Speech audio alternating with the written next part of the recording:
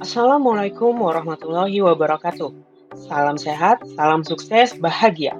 Saya Muhammad Behaki dari kelompok 1, peserta pelatihan dasar CPNS tahun 2021, golongan 3 angkatan 36, BPSDMD Provinsi Kalimantan Selatan. Saya akan menjelaskan Learning Journal tentang etika publik.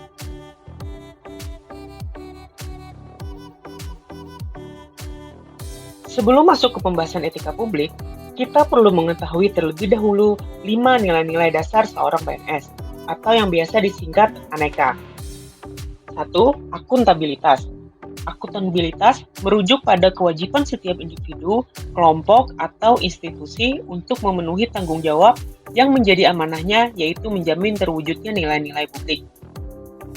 2. Nasionalisme, yaitu suatu sikap politik dari masyarakat suatu bangsa yang mempunyai kesamaan kebudayaan dan wilayah, serta kesamaan cita-cita dan tujuan. Dengan demikian, masyarakat suatu bangsa tersebut merasakan adanya kesetiaan yang mendalam terhadap bangsa itu sendiri.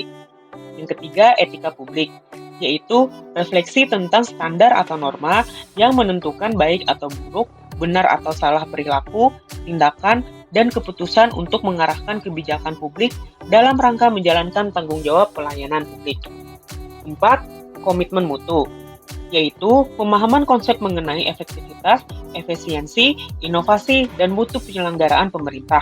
Yang terakhir, anti korupsi, yaitu sikap atau perilaku untuk tidak mendukung adanya upaya untuk merugikan keuangan negara dan perekonomian negara.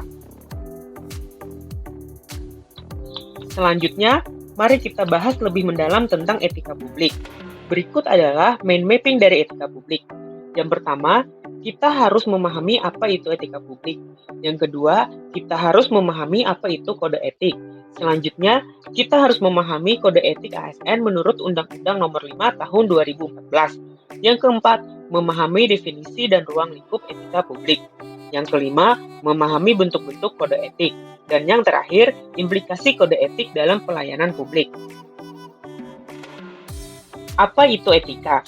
Etika adalah refleksi atas baik atau buruk, benar atau salah, yang harus dilakukan atau bagaimana melakukan yang baik atau benar. Sedangkan kode etik adalah aturan-aturan yang mengatur tingkah laku dalam suatu kelompok khusus, sudut pandangnya hanya ditujukan pada hal-hal prinsip dalam bentuk ketentuan-ketentuan tertulis. Ada 12 kode etik ASN berdasarkan Undang-Undang Nomor 5 Tahun 2014, Pasal 5 tentang aparatur sipil negara. 1. Melaksanakan tugasnya secara jujur, bertanggung jawab, dan berintegritas tinggi. 2. Melaksanakan tugasnya secara cermat dan disiplin. 3. Melaksanakan tugas sesuai dengan peraturan perundang-undangan yang berlaku. 4. Melayani dengan sikap hormat, sopan, dan tanpa tekanan. 5. Melaksanakan tugas sesuai dengan perintah atasan sejauh tidak bertentangan dengan peraturan perundang-undangan dan etika pemerintahan. 6. Menjaga kerahasiaan yang menyangkut kebijakan negara. 7. Menggunakan kekayaan dan barang milik negara secara bertanggung jawab, efektif, dan efisien. 8. Menjaga agar tidak terjadi konflik kepentingan dalam melaksanakan tugasnya. 9. Memberikan informasi secara benar dan tidak menyesatkan kepada pihak lain yang memerlukan informasi terkait kepentingan kedinasan. 10.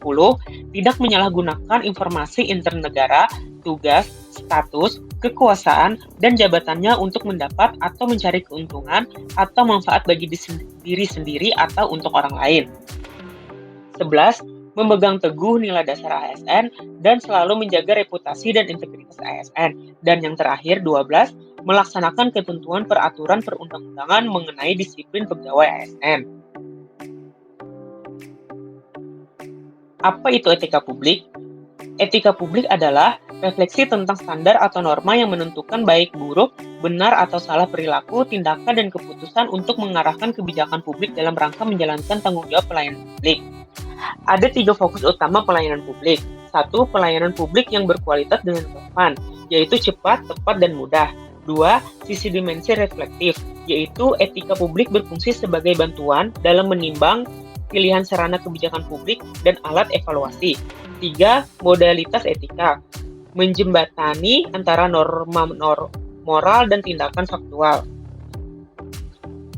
Bentuk kode etik ada 2. 1. Penggunaan kekuasaan atau legitimasi kebijakan. Kekuasaan yang memiliki legitimasi yang paling kuat adalah yang memenuhi landasan legitimasi etis. 2. Konflik kepentingan. Setiap ASN harus menghindari konflik kepentingan dalam pelaksanaan tugasnya, karena akan mengakibatkan penyalahgunaan kekuasaan, pengarahan sumber daya publik yang kurang optimal, serta peningkatan kesejahteraan rakyat yang terabaikan. Implikasi kode etik dalam pelayanan publik. Sosialisasi dari sumber-sumber kode etik itu beserta kesadaran dan penyadaran akan perlunya menaati kode etik. Harus dilakukan secara berkesinambungan dalam setiap jenis pelatihan kepegawaian untuk melengkapi aspek profesionalisme dan aspek kognisi dari seorang ASN sebagai abdi negara. Sekian penjelasan dari saya, terima kasih.